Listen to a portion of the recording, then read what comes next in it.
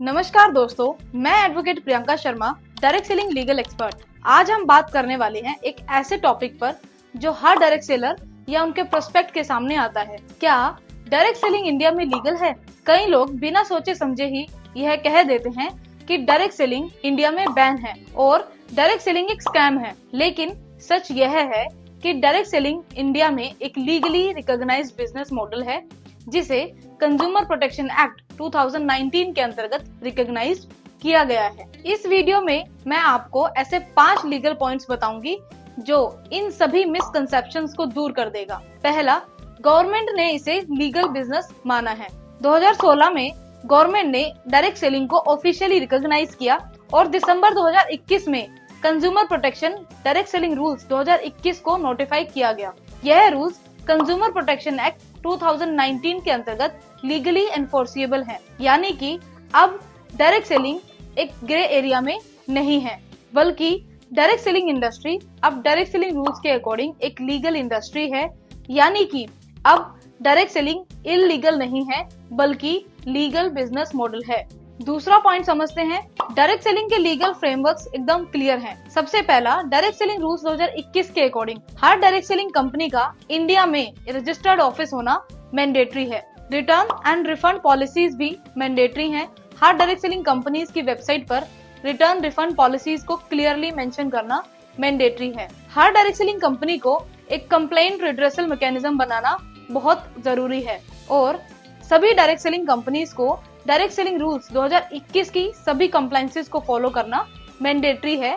और सबसे जरूरी, डायरेक्ट सेलिंग में पिरामिड और मनी सर्कुलेशन स्कीम्स को पूरी तरीके से बैन किया गया है। साथ ही अगर कोई direct selling company genuine product या सर्विसेज में डील कर रही है और डायरेक्ट सेलर्स को उनका कमीशन और पे आउट सिर्फ और सिर्फ प्रोडक्ट या सर्विसेज की सेल्स पर दिया जा रहा है, तो यह एक लीगल बिजनेस मॉडल है। लेकिन जहां प्रोडक्ट या सर्विसेज के नाम पर सिर्फ और सिर्फ पैसे को घुमाया जा रहा है, तो यह एक पूरी तरीके से इलीगल बिजनेस की तरफ इशारा करता है। सिंपल शब्दों में समझे तो प्रोडक्ट है तो बिजनेस है, प्रोडक्ट नहीं तो यह एक ट्रैप है। साथ ही इसमें यह भी ध्यान रखना है कि प्रोडक्ट सिर्फ और सिर्फ दिखावे के लिए ही तो नहीं ऐड किया गया, यानी प्रोडक्ट वैल्यू फॉर मनी होना चाहिए। तीसरे पॉइंट में हम समझेंगे डायरेक्ट सेलिंग और पिरामिड। कई लोग कंफ्यूज होते हैं कि डायरेक्ट सेलिंग ही तो पिरामिड है, लेकिन लॉ यहाँ क्लियरली कहता है पिरामिड स्कीम एक इलीगल है और डायरेक्ट सेलिंग लीगल है। कंज्यूमर प्रोटेक्शन एक्ट 2019 और डायरेक्ट सेलिंग रूल्स 2021 के अकॉर्डिंग पिरामिड स्कीम और मनी सर्कुलेशन स्कीम ऑफेंस है, लेकिन डायरेक्ट सेलिंग एक ट्रांसपेरेंट प्रोडक्ट और सर्विसेज बेस्ड बिजनेस मॉडल है जिसमें इनकम तभी मिलती है जब सेल होती है। तो याद रखिए, जब कोई डायरेक्ट सेलिंग कंपनी सिर्फ और सिर्फ रिक्रूटमेंट पर ध्यान देती है तो यह पूरी तरीके से गलत है, और जिनका फोकस प्रोडक्ट और सर्विसेज की सेल पर होता है, साथ ही consumer protection direct selling rules 2021 की सभी कंप्लायंसेस को फॉलो करती हैं, वह डायरेक्ट सेलिंग कंपनीज सही हैं। चौथा पॉइंट जो आपके लिए जानना और भी जरूरी है, अब डायरेक्ट सेलिंग को स्टेट्स भी मॉनिटर कर रहे हैं। अब डायरेक्ट सेलिंग सेंट्रल लॉ तक सीमित नहीं बल्कि सभी स्टेट्स भी डायरेक्ट सेलिंग को मॉनिटर कर रहे हैं।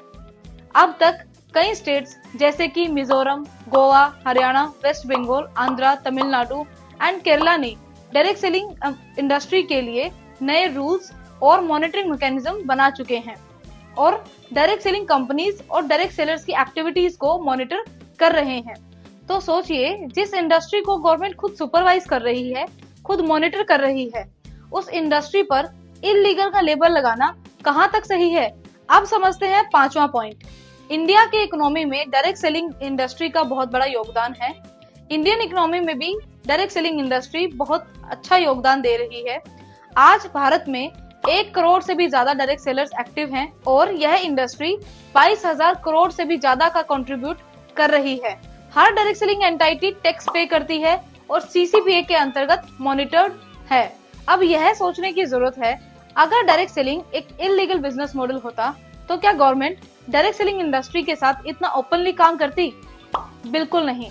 डायरेक्ट सेलिंग इंडिया का एक सेल्फ एम्प्लॉयड बिजनेस मॉडल है जो ग्रोथ, एम्पावरमेंट और कंप्लायंस पर बेस्ड है।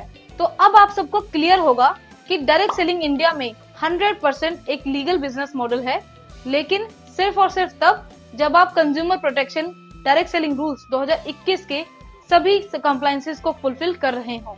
तो दोस्तों, इन 5 पॉइंट से हमने समझा कि इंडिया में डायरेक्ट सेलिंग 100% लीगल बिजनेस है, और मैं एडवोकेट प्रियंका शर्मा यही कहना चाहती हूँ कि लॉ को समझिए और कंप्लायंसेस को फॉलो करिए और अपने बिजनेस मॉडल को लीगल फ्रेमवर्क्स के अंदर ग्रो करिए।